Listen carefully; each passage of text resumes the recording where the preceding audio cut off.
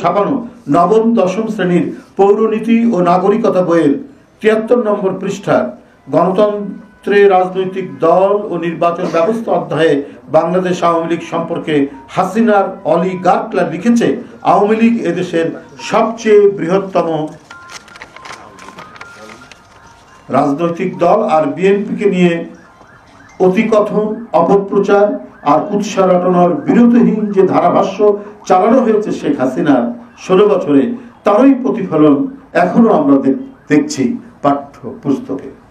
বিএনপির প্রতিষ্ঠাতা জিয়াউর রহমানকে সাবেক রাষ্ট্রপতির পরিবর্তে সাবেক সেনাপ্রধান হিসেবে উল্লেখ করা হয়েছে। সে সাবেক সেনাপ্রধান এবং নির্বাচিত রাষ্ট্রপতি, মানুষের যে সর্বশেষ যে পরিচয় নিয়ে সেটাকেই উল্লেখ করে, সেটা কিন্তু উল্লেখ করা হয়নি। তিনি যে প্রথম নির্বাচিত রাষ্ট্রপতি একবার জনগণের ভোটে, সে রাষ্ট্রপতি উল্লেখ না করে সাবেক সেনাপ্রধান উল্লেখ করে বলা হয়েছে, সাবেক সেনাপ্রধান মেজর জেনারেল জিয়াউর রহমান সামরিক শাসন আমলে ১৯৭৮ সালের ১ সেপ্টেম্বর বাংলাদেশ জাতীয়তাবাদী গঠিত হয়। এটা তো শেখ হাসিনার বয়ান, এটা তো আওয়ামী দোসরদের বয়ান, এটা আওয়ামী বুদ্ধিজীবীদের বয়ান। এরা ১৫.৫ বছর মিডিয়াকে নিয়ন্ত্রণ নিয়ে নিরন্তর ভাবে এই অপপ্রচারগুলো চালিয়ে গেছে।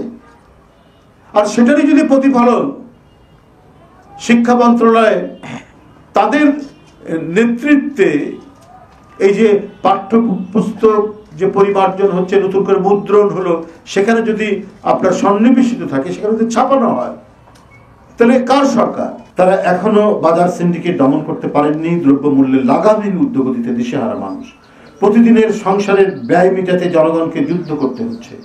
এর মধ্যে মরার উপর খাড়ার ঘা হিসাবে চলতি ২০২৪-২৫ অর্থ বছরের মাঝপথে এসে শতাধিক পণ্য ও সেবার উপর মূল্য সংযোজন কর বা ভ্যাট এবং সম্পূরক শুল্ক বাড়িয়েছে সরকার।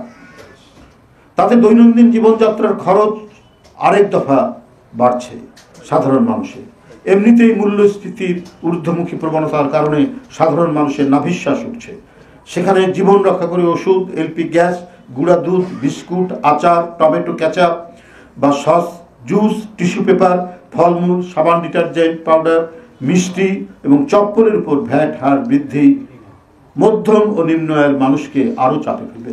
ডক্টর ইউনূস সাহেবের সরকার মানুষের যে আস্থা, সেই আস্থা তো এতে চির ধরবে। যে আন্তর্জাতিক যে আর্থিক প্রতিষ্ঠানগুলো চাপ দিলে তো জনগণ যে তারা যে ভয়ঙ্কর চাপে পড়বে, তারা যে পিষ্ট হতে থাকবে, এটা তো একটা সরকার যাদের প্রতি, যে সরকারের প্রতি সমর্থন রয়েছে বিভিন্ন রাজনৈতিক দলের, সেটা তো ভাবতে হবে। হ্যাঁ, মুদ্রাস্ফীতিও নিয়ন্ত্রণ করতে হবে, কিন্তু জনগণের উপর অসম্ভব